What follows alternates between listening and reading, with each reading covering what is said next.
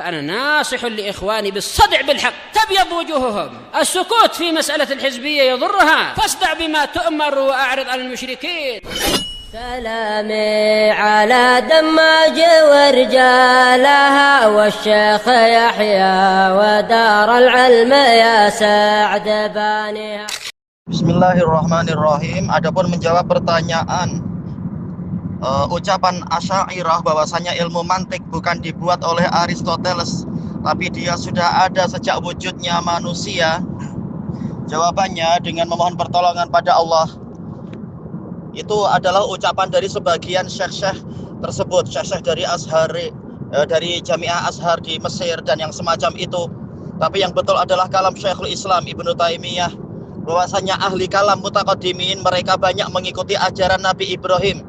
Sementara ahli kalam mutaakhirin di zaman Aristoteles mereka banyak menyelisih ajaran Ibrahim. Ahli kalam mutaakhirin inilah yang membuat banyak bid'ah, yang mengajarkan membatasi sifat-sifat Allah sesuai dengan hasil akal mereka.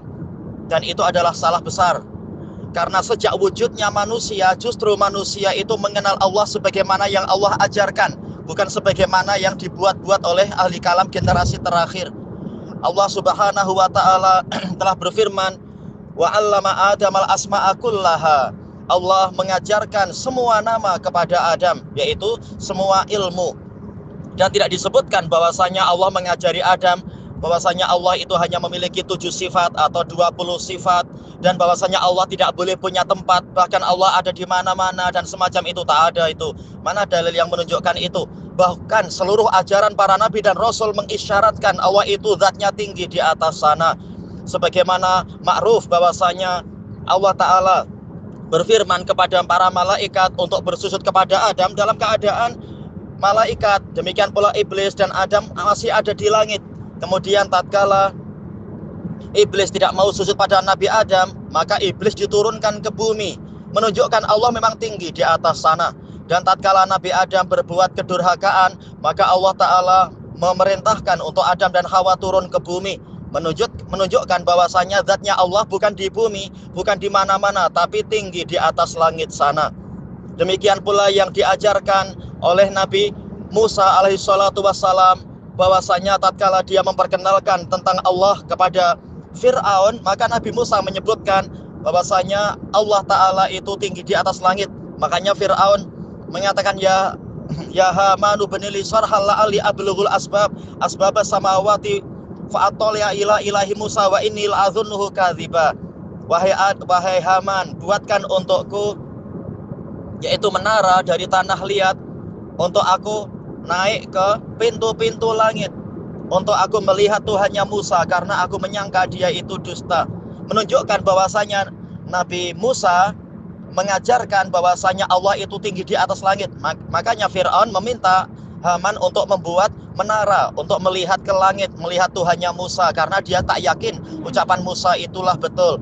Seandainya Nabi Musa mengatakan Allah di mana-mana, tak perlu susah payah Fir'aun menyuruh Haman untuk membuat menara ke langit dan seterusnya. Demikian pula tatkala Nabi Isa hendak dibunuh dan kemudian disiarkan bahwasanya beliau dibunuh, maka Allah membantah. Allah mengatakan barrafa'ahullahu ilaih, bahkan Allah mengangkat Isa kepadanya, yaitu kepada Allah Ta'ala. Dan memang kenyataannya Nabi Isa di langit menunjukkan zat Allah bukan di mana-mana, tetapi Allah tinggi di atas langit, zatnya tinggi di atas langit. Demikian pula yang diajarkan Nabi Muhammad SAW tatkala beliau naik ke langit pertama berjumpa Nabi Adam, naik ke langit kedua berjumpa dengan Nabi Isa dan Nabi Yahya bin Zakaria, kemudian naik ke langit ketiga berjumpa dengan Nabi Yusuf, naik ke langit keempat berjumpa dengan Nabi Idris, naik ke langit kelima berjumpa dengan Nabi Harun, naik ke langit keenam berjumpa dengan Nabi Musa, naik ke langit. Ya, kemudian ketika beliau melampaui Nabi Musa menangis, mengatakan, saya tidak menyangka ada orang yang engkau utus setelah saya, tapi dia derajatnya lebih tinggi, melampaui derajat saya. Sebagaimana disebutkan di selain Sahih Bukhari Muslim. Menunjukkan memang betul-betul zatnya Nabi Muhammad itu naik melebihi Nabi Musa. Sampai ke langit ketujuh berjumpa dengan Nabi Ibrahim yang sedang menyandarkan belakangnya ke tulang belakangnya ke Baitul Ma'mur, yang mana Allah Ta'ala menyebutkan di dekat situ ada Sidratil Muntaha, dan di dekat situ ada Jannatul Ma'wa. Dan Allah Ta'ala sudah menyebutkan bahwasanya surga itu bertingkat-tingkat, yaitu Rasulullah menyebutkan surga bertingkat-tingkat. Tingkat yang tertinggi adalah Firdaus, yang mana atap dari surga Firdaus itu adalah arsy-Nya Allah. Dan Allah telah menyebutkan di 7 tempat bahwasanya dia itu tinggi di atas arsy-Nya. Seandainya Allah di mana-mana, tak perlu Nabi Muhammad susah payah untuk naik ke langit demi mendapatkan syariat yang sangat mulia, yaitu syariat sholat 5 waktu. Demikian pula tatkala Rasulullah SAW menyebutkan tentang ruh, kita tahu Allah Ta'ala telah mengatakan ucapan orang-orang yang beriman tatkala terkena musibah, inna lillahi wa inna ilaihi raji'un. Sesungguhnya kami ini milik Allah dan hanya kepadanya kami kembali. Jadi memang ruh ini kalau sudah manusia dimatikan, maka ruhnya kembali kepada Allah Ta'ala. Sebagaimana dalam ayat yang lain, summa ruddu ilallahi maulahumul haqq. Kemudian mereka dikembalikan kepada Allah, Tuhan mereka yang sebenarnya. Menunjukkan memang ruh itu dibawa naik menghadap kepada Allah. Dan itu telah dijelaskan oleh Nabi SAW sebagaimana dalam hadis yang diriwayatkan oleh Imam Ahmad, Abu Dawud, Ibnu Abi Syaibah dan lain-lain, yaitu hadis Al-Bara bin Azib radhiyallahu anhuma, bagaimana roh itu dinaikkan dari langit pertama, kedua, ketiga sampai menghadap kepada Allah kalau rohnya adalah roh mukmin. Kalau roh kafir atau roh orang yang fasik, fajir atau orang munafik, maka pintu langit dunia tidak dibukakan untuk dia. Menunjukkan betul-betul dia naik, bukannya Allah di mana-mana tapi naik ke atas. Dan kita tahu para malaikat melaporkan amalan kepada Allah. Allah Ta'ala mengatakan ilaihi yas'adul kalimut thayyib wal amalu sholihu yarfa'uh. Hanya kepada Allah lah kalimat yang baik itu naik dan amal soleh mengangkatnya. Menunjukkan memang Allah di atas. Malaikat melaporkan amalan adalah ke atas, bukan kemana-mana. Dan seterusnya dalil banyak sekali, lebih dari 3.000 dalil kata Ibnul Qayyim rahimahullahu ta'ala dalam As-Sawa'iqul Mursalah. Tayyib, mana Asy'ariyah yang mengimani bahwasanya zat Allah tinggi di atas langit? Lalu bagaimana ucapan dari Syekh dari Azhar yang mengatakan ilmu mantik sudah ada ajaran dari Nabi? Mana Nabi mengajarkan macam itu? Justru ilmu mantik, ilmu filsafat dan ilmu kalam ini yang mengingkari bahwasanya Allah tinggi di atas langit zatnya itu. Maka bagaimana dikatakan bahwasanya ini adalah ada ajaran dari Nabi? Nabi bahkan mengajarkan zat Allah tinggi di atas langit. Sementara ilmu mantik mengajarkan tidak seperti itu, melarang Allah Ta'ala memiliki tempat. Padahal kita meyakini apa yang diyakini oleh Allah Ta'ala dan Rasulnya, yang ditetapkan oleh Allah Ta'ala dan Rasulnya. Itu baru dari satu sisi. Tayyib, ilmu syariat dan ilmu-ilmu yang berkhidmat kepada ilmu syariat itu beriman kepada dalil dan menolong dalil serta mengikuti dalil. Sementara ilmu kalam tidaklah seperti itu.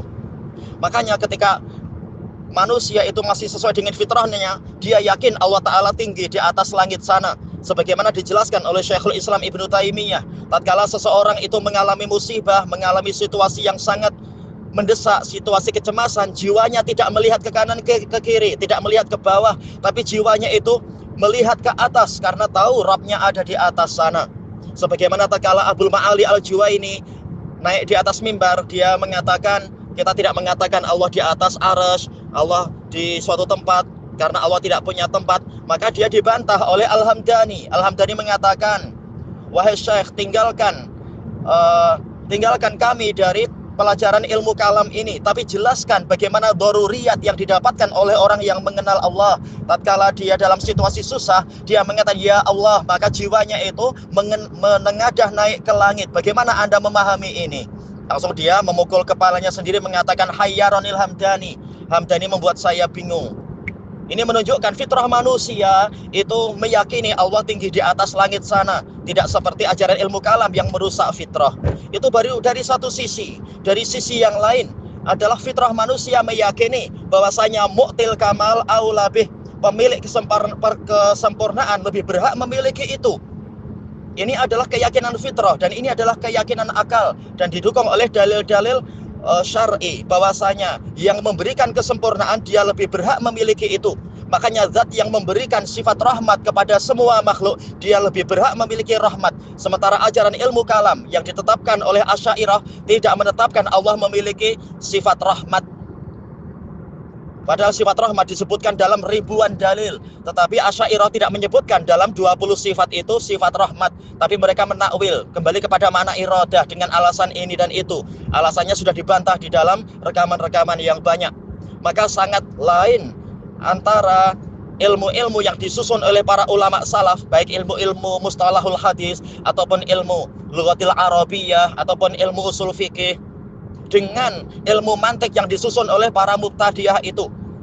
Sebagaimana telah Anda sebutkan dalam rekaman pertama, ilmu yang disusun oleh para ulama salaf ini untuk berkhidmat, untuk menolong ilmu syariat, menolong akidah, mengimani wahyu-wahyu yang ada. Sementara ilmu kalam ini justru berusaha untuk memesongkan, untuk memalingkan manusia dari fitrah yang benar, dari ajaran yang benar.